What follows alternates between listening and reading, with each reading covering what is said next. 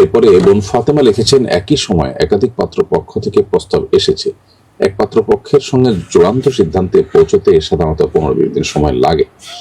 এই সময় এক পক্ষের সঙ্গে যোগাযোগ করতে গিয়ে অন্য পক্ষকে উপেক্ষা করলে তারা সরে যেতে পারে, অথচ পরে দেখা যেতে পারে প্রথম পক্ষের সঙ্গে সিদ্ধান্তে পৌঁছানো সম্ভব হয়নি।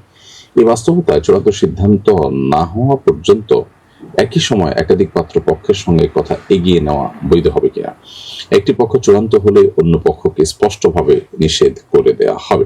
বোন, আপনার এই প্রশ্ন উত্তর হলো যে হাদিসে তো আছে, নবী সাল্লাল্লাহু আলাইহি ওয়াসাল্লাম বলেছেন, ওয়ালা ইয়াখতুব আহাদুকুম আলা খিতবাতি আখি, তোমাদের কেউ কারোর প্রস্তাবের উপর প্রস্তাবনা দিবে না।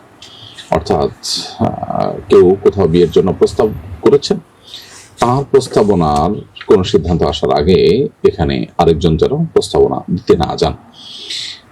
এটা হলো মৌলিক নিষেধাজ্ঞা।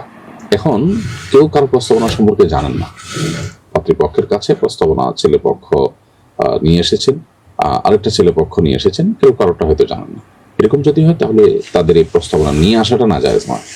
আর পাত্রীপক্ষ এখানে কাকে দিবেন সেটা পর্যালোচনা করে, মানে কার সাথে কার প্রস্তাবে সম্মতি দিবেন এবং কার সাথে বিয়ে দিবেন, এই ব্যাপারটি যদি তারা একটু সময় নিয়ে সিদ্ধান্ত নেন এবং কয়েকটার সাথে আলাপ করে বোঝাপড়ার চেষ্টা করেন, তাহলে সেটা মৌলিকভাবে কোনো নাজায়েজ বা নিষিদ্ধ হবে না।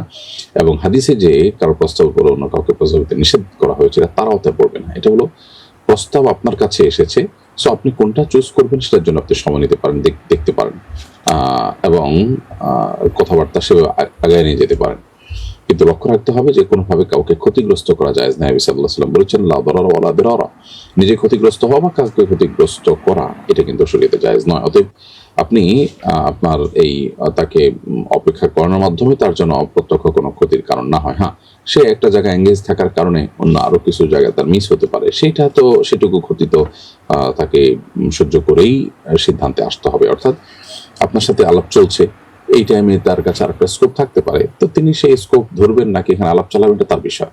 বাট আপনি সিদ্ধান্ত নিতে একটু সময় নিচ্ছেন, বোঝাপড়া করছেন, এটা মৌলিকভাবে নাজায়েজ নয়। এবং কয়েকটার মধ্যে বোঝাপড়া করে আপনি যে কোনো একটাকে ইয়েস বলছেন, সেটা মৌলিকভাবে নাজায়েজ নয়। কিন্তু এটা করতে গিয়ে যদি আপনি তাকে এমনভাবে বোঝান যে হ্যাঁ আপনার সাথেই আমি আগাচ্ছি এবং সেজন্য আপনি সব সিদ্ধান্ত নিলেন, অথচ তার সাথে আগালেন না, তাহলে তিনি যেন ক্ষতিগ্রস্ত না হন, প্রতারিত না হন, সেদিকটা খেয়াল রাখতে হবে। তাহলে খোলাসা কথা হলো যে মৌলিকভাবে কথা একাধিক পক্ষের সাথে আগায় নেওয়ার মধ্যে কোনো প্রকার নিষেধাজ্ঞা নেই শরীয়তের দৃষ্টিকোণ থেকে, ইনশাআল্লাহ।